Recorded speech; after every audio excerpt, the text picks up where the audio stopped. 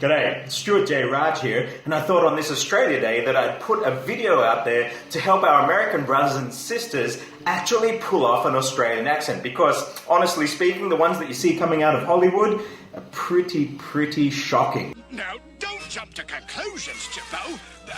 Maybe he just hates door-to-door salesmen? They're really bad. So, this is how you do it. First thing, you've got to get rid of your R's. Okay, no more R's. So the word car becomes car. Say it with me, car.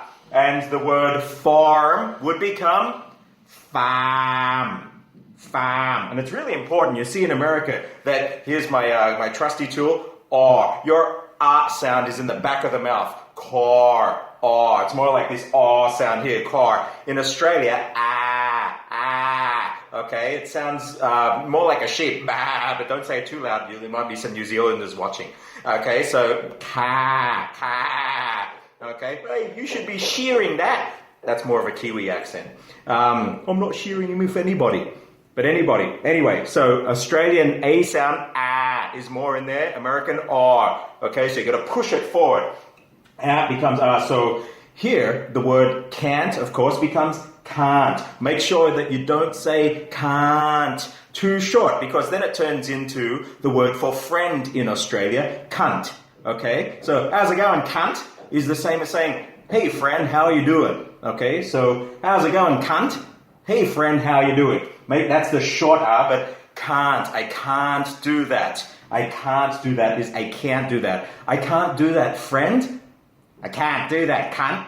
Okay, got it. Okay, so the next one is, let's just go to here. So what we see in the Australian accent is this pure vowel sound, so singular vowel sounds, say in American English, like E, C, I want to see it. We turn it into what we call a diphthong. So that's two vowels stuck together. So E, this symbol is in the middle of your mouth there. Say it with me, So C turns into oi. Okay, so see, say, me. Got it? So here we throw it in again. So ooh. So if I say do, D-O in English, in Australian English we throw this in, it turns into do. And depending how far you go out of the main cities, this turns into a long So instead of do, it turns into do. Do it to me. Okay? Now, I, again. So here we've got one pure vowel, oo, do. Here we have a diphthong in English, I. It turns into a triphthong. So we actually throw this sound in between these. So I. Now we know that becomes o here. So I becomes e. Oi.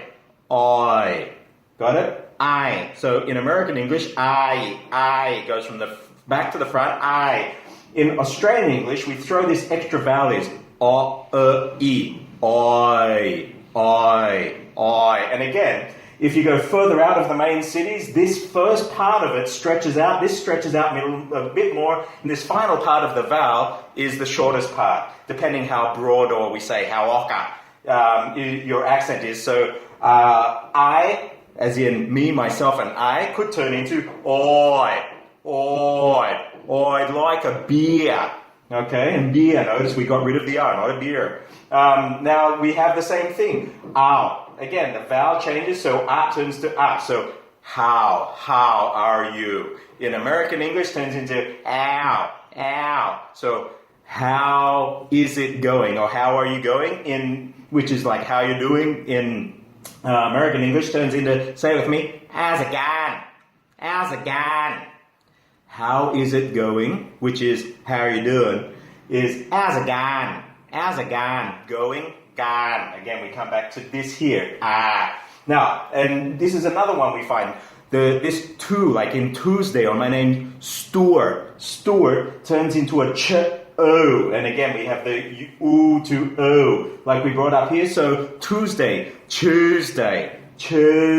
don't miss that sound, Tuesday. And often this day here, we contract that a into an it. So Tuesday, Stuart is going on Tuesday. Stewie's going on Tuesday. Stuart is going on Tuesday. Stewie's going on Tuesday. On Tuesday. Okay, and notice how I added this I in. So, Stuart. Stewie. Okay? Stuart. Stewie.